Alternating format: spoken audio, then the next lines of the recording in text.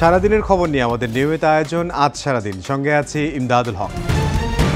জুলাই আন্দোলন দমনে মারণাস্ত্র ব্যবহার, ছাত্র জনতার অবস্থান চিহ্নিত করে বোমা নিক্ষেপ, ইন্টারনেট বন্ধ করে দেয়া, হেলিকপ্টার ব্যবহার করে গুলির নির্দেশ দেওয়ার প্রমাণ পাওয়ার কথা জানিয়েছে প্রসিকিউশন। হাসানুল হক ইনুর সঙ্গে 3টি, মাকসুদ কামাল ও ফজলে নূর তাপসের সঙ্গে 1টি করে ফোনালাপ পরীক্ষা করে শেখ হাসিনা এমন নির্দেশনা দিয়েছেন বলে জবানবন্দিতে বলেছেন বিশেষ তদন্ত কর্মকর্তা। ফেব্রুয়ারিতে আসছে পোস্টাল ব্যালট অ্যাপ। এর মাধ্যমে ভোট দিতে পারবেন প্রবাসী ও দেশে জরুরি সেবায় নিয়োজিতরা। তবে গোপনীয়তা রক্ষার চ্যালেঞ্জ রয়েছে বলে স্বীকার করেন ইসি আবুল ফজল মোহাম্মদ সানাউল্লাহ। এদিকে বরিশালে নির্বাচন কর্মকর্তাদের সঙ্গে বৈঠকে অবাধ ও সুষ্ঠু নির্বাচনের প্রত্যাশা জানিয়েছেন উন্নয়ন সহযোগীরা। চট্টগ্রামে স্বরাষ্ট্র উপদেষ্টা বলেন, ভোট ঘিরে গুজব প্রতিরোধে সবাইকে একসঙ্গে কাজ করতে হবে।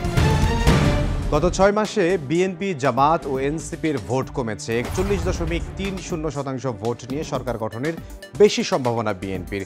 64 জেলার 10,000 ভোটারের মতামত নিয়ে করা জরিপে এমন ফল প্রকাশ করেছে বেসরকারি সংস্থা ইনোভেশন কনসাল্টিং। জরিপে জামাত 30.30% এবং এনসিপিকে 4.10% ভোটের সমর্থন করেছে।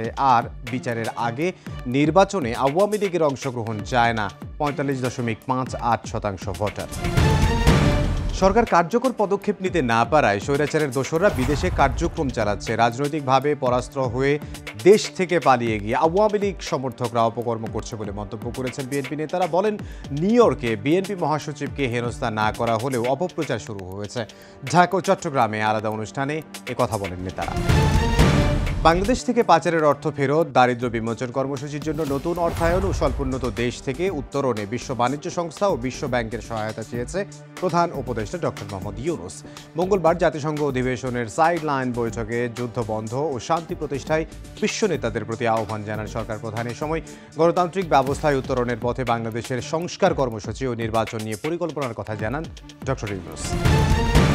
অক্টোবর থেকে নভেম্বরের মধ্যে শেখ হাসিনা ও তার পরিবারের বিরুদ্ধে প্লট জালিয়াতির 6 মামলার রায় হবে বলে আশা প্রকাশ করেছেন দুদক চেয়ারম্যান আব্দুল মোমেন। পাশাপাশি হাইকোর্টের আদেশে আটকে যাওয়া টেরিফ সিদ্দিকের মামলা সচলের উদ্যোগের কথাও জানিয়েছেন তিনি। টিআইবির সঙ্গে 5 বছরের সমঝোতা স্মারক সই করে কথা বলেন দুদক চেয়ারম্যান। এ সময় টিআইবির নির্বাহী পরিচালক ইফতেখারুজ্জামান বলেন, রাজনৈতিক সদিচ্ছা থাকলে দুদক সংস্কার প্রস্তাবনা বাস্তবায়ন সম্ভব। প্রশাসনের আশ্বাসে 7 কর্মদিবসের জন্য শাটডাউন কর্মসূচি স্থগিত করেছেন রাজশাহী বিশ্ববিদ্যালয়ের কর্মকর্তা কর্মচারীরা। এদিকে শিক্ষক লাঞ্ছনার বিচার দাবিতে আন্দোলন অব্যাহত রাখার ঘোষণা দিয়েছে জাতীয়তাবাদী শিক্ষক ফোরাম। এদিকে শিক্ষকদের কর্মবিরতির প্রতিবাদে মানববন্ধন করেছে ছাত্র শিবির। একদিন সময় বাড়ানোর পর চট্টগ্রাম বিশ্ববিদ্যালয় কেন্দ্রীয় ছাত্র সংসদ ও হল সংসদ নির্বাচনের মনোনয়নপত্র প্রত্যাহারের শেষ দিন আজ।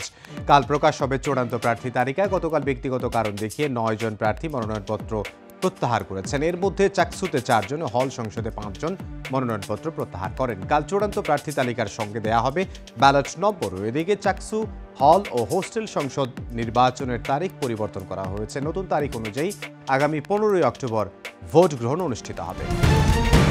জাতিসংঘে ফিলিস্তিন ইস্যুতে সরব বিশ্ব নেতারা। সাধারণ পরিষদের অধিবেশনে দেয়া বক্তব্যে মার্কিন প্রেসিডেন্ট ডোনাল্ড ট্রাম্প বলেছেন, ফিলিস্তিনকে স্বাধীন রাষ্ট্রের স্বীকৃতি দেওয়ার অর্থ হামাসকে পুরস্কৃত করা।